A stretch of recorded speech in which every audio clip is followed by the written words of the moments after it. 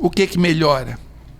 Bom, a longo prazo, por isso que todo o resultado nós consideramos resultado a longo prazo. Por isso que quando nós fazemos pesquisa sobre isso, assim como nós lemos a literatura científica sobre isso, nós vemos resultado de 1 ano para saber se realmente aquela melhora é proveniente dos ajustes de corrente elétrica do gerador e do eletrodo, né? Bom, nós podemos melhorar tanto os sintomas motores da doença de Parkinson como os sintomas não motores da doença de Parkinson. Em relação aos sintomas motores da doença de Parkinson, nós podemos falar que existe uma melhora significativa no tremor. Aquele tremor que era refratário, tal, que nós comentamos, nós vemos uma melhora importante. Depois de 1 ano, o paciente melhora cerca de 75% do tremor. Isso é um dado muito importante, porque às vezes 75% é um índice até melhor do que os próprios medicamentos. Então, isso é um dado muito interessante. Existem pacientes em que a cirurgia melhora mais do que o medicamento, do que o uso de medicamento. É uma coisa animadora até. Mas, claro, nós não queremos ser sensacionalistas. É 75%, em torno de 75%. Significa que tem pacientes que melhoram menos e tem pacientes que melhoram mais. A média é 75%. Tem paciente que melhora muito pouco. Temos que considerar isso. Bom, segundo sintoma que melhora é a rigidez. A rigidez melhora em torno de 57% a 60% depois de 1 ano. Então, esses dados que eu estou falando são dados de exame neurológico após 1 ano do implante de DBS. Então, rigidez melhora em torno de 57% a 60% dos casos em média. Bom, em relação à bradicinesia, que é a lentidão dos movimentos, o paciente refere melhora de em torno de 50% após 1 ano. Ou seja, durante o ano nós vamos ajustando, o especialista vai ajustando, vai ajustando o funcionamento do eletrodo, ajustando, portanto, a função dos circuitos neurais do cérebro, né? E depois de 1 ano, a bradicinesia, ou lentificação dos movimentos, melhora em torno de 50%. E o sintoma que mais melhora, na verdade, e é um sintoma que é muito evidente ao olharmos o paciente, é a discinesia. A discinesia melhora de 80% a 90%. Recorda o que é discinesia? Discinesia é aquele movimento involuntário, são contrações involuntárias que pode acontecer na cabeça, nos membros, no tronco, nos membros inferiores, de tal maneira que a pessoa que tem discinesia parece que está dançando, ele se contrai, parece que está dançando. No ambulatório de doença de Parkinson, quando nós estamos indo para o consultório, nós já podemos identificar aqueles pacientes que estão com discinesia, né, porque chama atenção.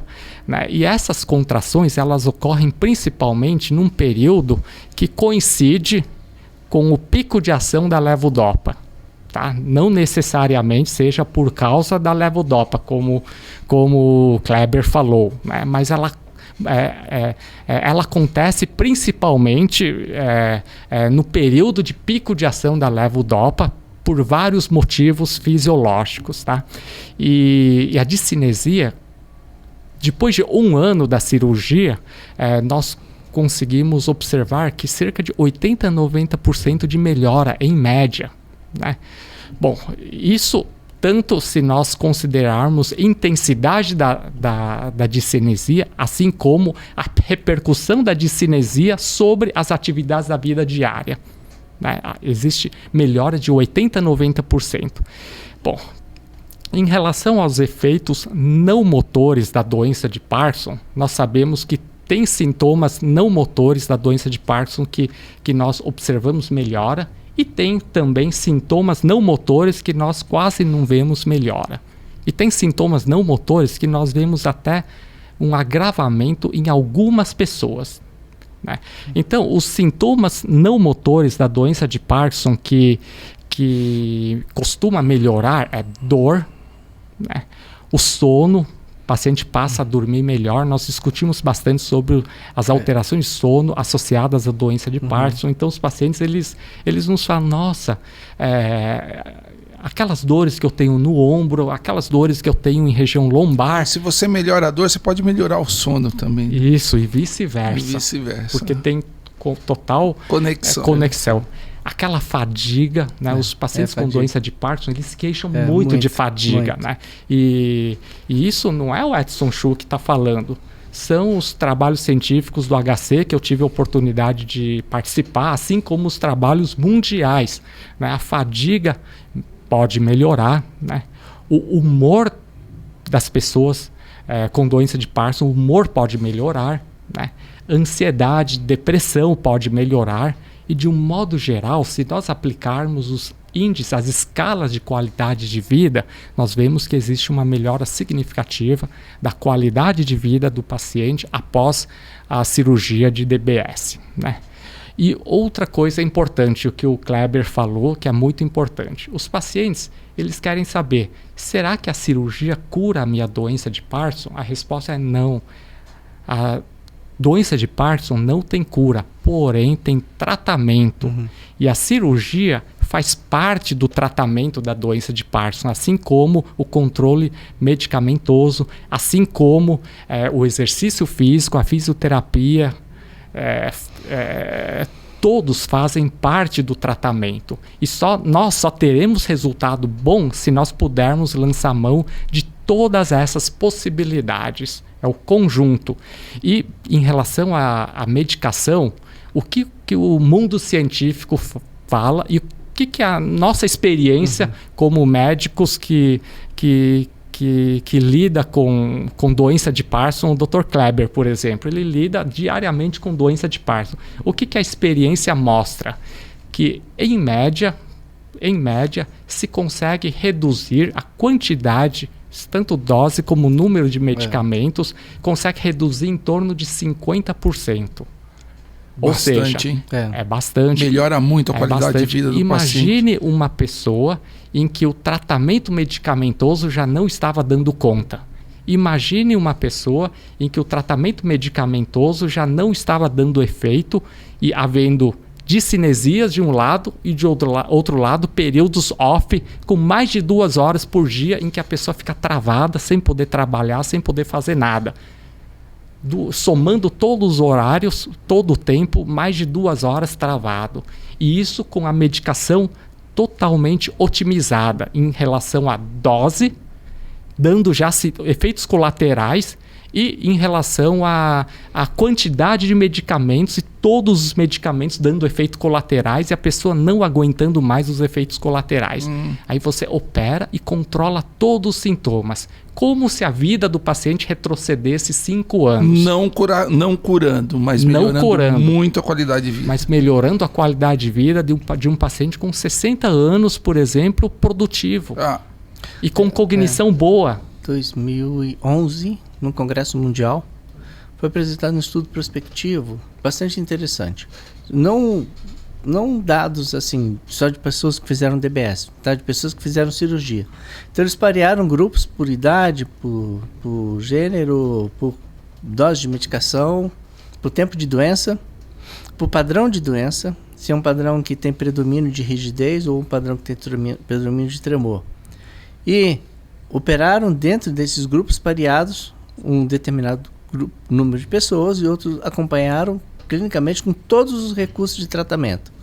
Depois de 5 anos, os que operaram estavam muito melhor do que os não operaram. Olha só. Ou seja, a questão é, você tem que indicar a cirurgia nas pessoas que precisam dela. Sim. Precisou, que indicar. Precisou, tem indicação, não tem contraindicação, a cirurgia é excelente método de controle e tratamento da doença e as pessoas vão estar melhor a longo prazo. Se o paciente tiver indicação de cirurgia, temos que pensar na possibilidade, porque senão a pessoa está perdendo vida. Está perdendo qualidade de vida. Eu achei interessante o que você falou. Temos que pensar na possibilidade. Não fazer, né? Tem que esperar um pouco. Pensar na possibilidade. Tem que avaliar. Tem que... Não é não é como você indica uma cirurgia para apendicite, retirada de vesícula ou retirada de um tubo. Não. Vamos pensar, vamos avaliar. Vamos fazer isso com critério, principalmente através do especialista. Né, bem informado. Né? E o que não costuma melhorar após a cirurgia? A questão cognitiva, então a questão de esquecimento. Então, se o paciente, se a expectativa da família e do próprio paciente é em relação ao esquecimento, há necessidade de nós deixarmos bem claro que o esquecimento não costuma melhorar. Né? Pelo contrário, a questão cognitiva, se o paciente já preenche critérios de demência é uma contraindicação para a cirurgia. Por quê? Porque a cirurgia, além de não melhorar, nós podemos até desestabilizar os circuitos neurais do paciente e o paciente poder até dar uma piorada. Então, a questão da demência, é claro que quem não preenche critérios de demência tem esquecimento, tem somente um declínio cognitivo leve, mas é totalmente funcional, esse paciente pode se beneficiar muito. Ou aquele que tem declínio cognitivo por causa da medicação, como você falou, né? Por exemplo, que usa anticolinérgico. Tem que ser bem avaliado. Ou seja, não é todo paciente que tem esquecimento que não pode ser operado. Pelo contrário, alguns pacientes têm esquecimento por causa do excesso de medicamentos. Esse sim tem indicação de cirurgia, porque depois da cirurgia vai até melhorar da questão cognitiva. Né? Bom, e além disso, o que não costuma melhorar? Né? A questão da dificuldade de marcha e equilíbrio. Né? Esse é um ponto que, se a expectativa da família se a maior queixa é em relação ao equilíbrio, porque cai muito e não consegue andar direito, a cirurgia não costuma melhorar, porque marcha e equilíbrio requer uma boa circuitaria neural funcionando. Né? Se já está muito deteriorado, a cirurgia pode não ajudar. Agora, se a marcha está difícil porque o paciente está travado, vai melhorar da marcha. Porém, se a pessoa tem dificuldade de marcha porque está instável e porque tem alguma apraxia de marcha, ou seja, desaprendeu a andar, por exemplo, e portanto não consegue andar nem ficar de pé por apraxia da marcha, esqueceu como anda, não é a cirurgia que vai fazer relembrar de como anda. Né? Então tem essa questão, a questão da fala, né, não costuma melhorar. E às vezes até piora. Isso, perfeito, pode até piorar. Então, se a expectativa do paciente e da família, se a principal queixa for a fala, infelizmente, esse núcleo, o subtalâmico, não consegue promover uma melhora da fala. Quem sabe, né, Kleber, no futuro, nós neurocirurgiões, quem sabe podemos explorar outros núcleos que possam melhorar a fala. Né? Existe, não a fala, mas com relação à cognição, até tem um trabalho que está sendo desenvolvido que é bastante interessante. Existe uma estrutura chamada núcleo basal de Maynard. Esse núcleo basal de Maynard é um estoque de acetilcolina ligada à cognição. E esse núcleo basal de Maynard, se você faz estimulações a baixa frequência, ele libera mais esse estoque ligado aos circuitos neuronais da cognição, e a pessoa que tem um declínio cognitivo decorrente do Parkinson melhora. Olha só, coisas novas aí, né? Então assim, ele estava fazendo um estudo de implantar numa mesma trajetória um eletrodo que pegasse o globo pálido interno e o núcleo basal de Maynard, que eles são contíguos. E aí, esse gerador gera frequências diferentes no eletrodo. Então, você coloca uma frequência baixa no núcleo basal de Maynard, que fica na pontinha, gerando um estímulo que facilite e que impulsione o funcionamento desse núcleo, ao mesmo tempo que gerando frequências altas para poder inibir ou bloquear parcialmente a transmissão do globo pálido. E o que alguns centros do mundo estão fazendo é o seguinte: pessoas com indicação de Parkinson, mas têm um declínio cognitivo leve a moderado, que não faziam uso de medicação anticolinérgica, eles implantam no núcleo basal de Maynard e implantam no globo, no subtalâmico. Nós recentemente fizemos um caso Olha assim.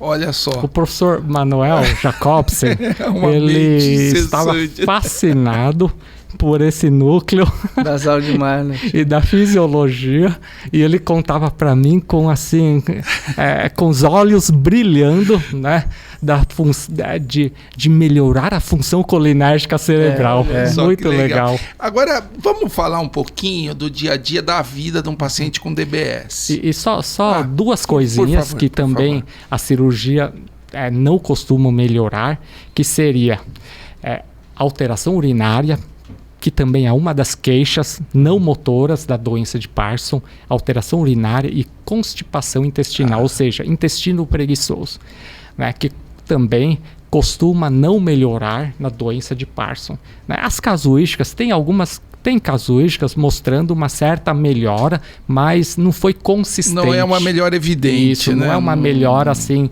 consistente. Em algumas pessoas, houve melhora em algumas pessoas, mas não foi uma coisa consistente. Bom, vamos falar um pouquinho do dia a dia aí, caminhando mais para o final do nosso podcast.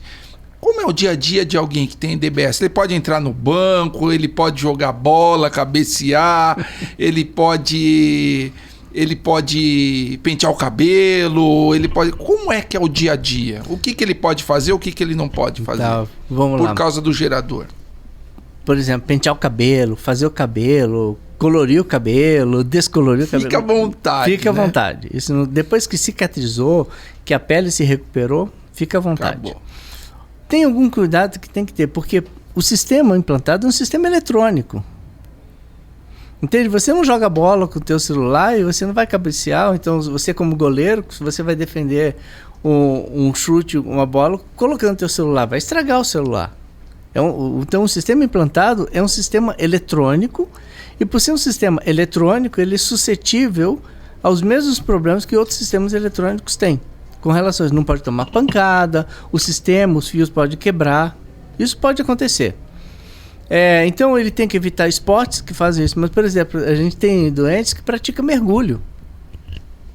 São esportes mais lentos. Tem doentes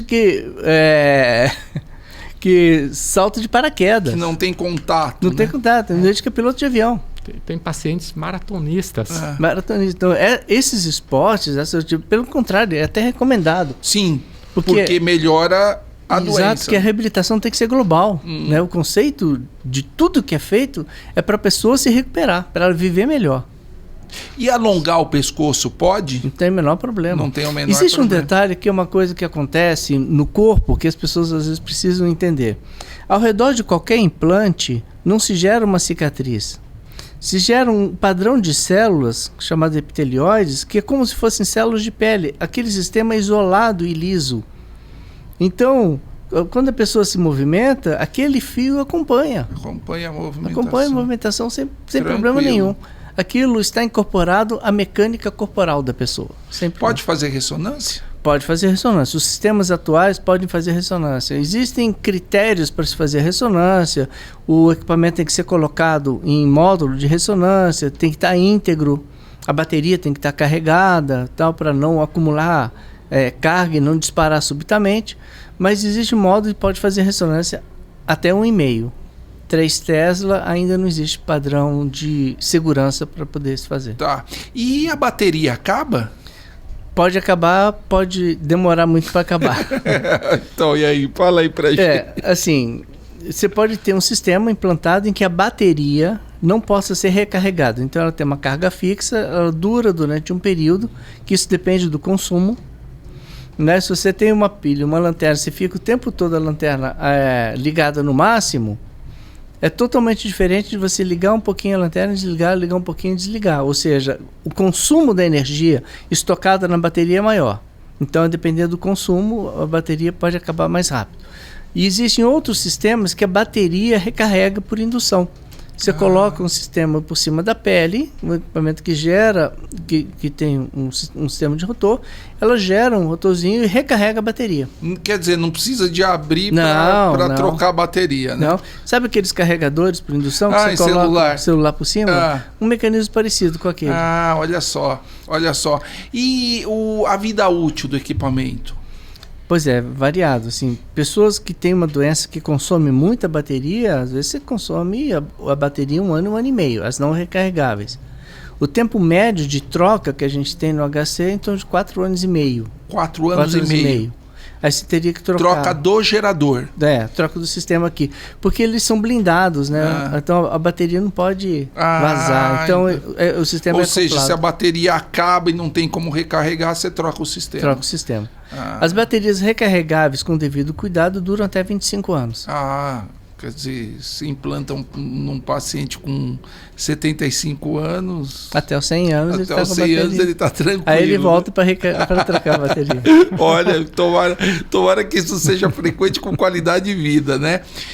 É permanente? Os efeitos são permanentes da cirurgia? Ou também tem a progressão da doença que tiram os efeitos benéficos do DBS? Pois é, o DBS é uma terapia. E como toda terapia, ela não tem uma ação, ela tem uma interação.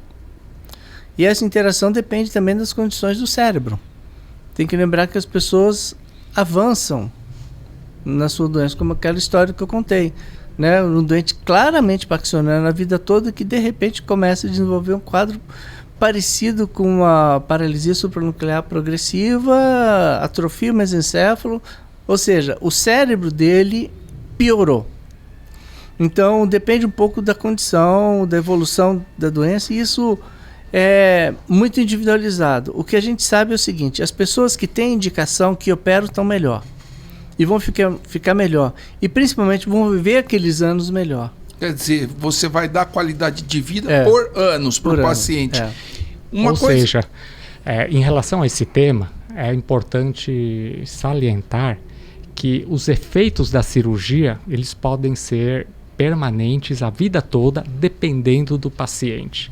Então, tem pacientes em que a doença está estável, progredindo pouco, né? E, portanto, os efeitos da cirurgia durarão a vida toda. E tem pacientes em que a doença progride e acaba degenerando outros sistemas neurais, e, portanto, os efeitos da estimulação acabam diminuindo, né? Então, a resposta é depende do paciente, né? E nós sabemos que o importante é que, de um modo geral, os estudos mostram que a doença de Parkinson, propriamente dita, não encurta a vida do paciente. Piora a qualidade de vida, mas não encurta a vida. Desde que tratada adequadamente. Desde que o tratamento seja apropriado, com muita terapia física e muita reabilitação, para que os sistemas neurais e músculo esquelético do paciente não degenerem com o tempo. Vocês dois já falaram isso, mas essa é a última pergunta antes de a gente passar para as novidades. A cirurgia necessariamente não tira a medicação do paciente. Às vezes tira. Às vezes tira. Conta aí pra gente, Cléber. Às vezes tira. É assim, aquilo que ele falou, assim, eu diria que pelo menos 70% dos doentes reduzem 50% a medicação. Reduz a medicação, mas ele continua tomando. Continua tomando. Só que tem um detalhe, assim, a cirurgia ela não vai suprir toda a deficiência de dopamina que a pessoa precisa. Ela precisa produzir quimicamente dopamina. Então, às vezes, você tem que dar uma dose de medicação para poder suprir essa deficiência de produção de dopamina. E todo o conceito de tratamento é um conceito de proteção. O conceito de proteção existem realmente algumas substâncias, existem realmente alguns medicamentos que têm claramente um efeito protetor contra a evolução e a piora da doença. Então, para essas pessoas, continua-se usando essas medicações protetoras. Então, você associa medicamentos, mas uma parte das pessoas reduzem a medicação. Retirar totalmente não é a regra. Não é a regra, né? Mas, dependendo do paciente, por exemplo, o paciente que tem muito efeito colateral. E se o DBS e a atividade do DBS estiver dando conta das necessidades do organismo e o paciente tem muito efeito colateral, acabamos tirando completamente sim. Sim. Quer dizer, se o paciente ele sofre muito com a medicação. Isso. Né? Então, dependendo do caso, isso pode acontecer, mas não é a regra. Nós já tivemos casos que nós operamos para poder aumentar a medicação. Ah, olha só. Por quê? Porque ele tinha discinesia. Com doses mínimas. Aí você retira a discinesia, aí você repõe o que ele está precisando. Você melhorou a discinesia e ele pode aumentar a dose sem os efeitos colaterais da discinesia. Muito interessante, né? Por isso que o tratamento é individualizado. E a indicação da cirurgia, ela não é só o que nós falamos.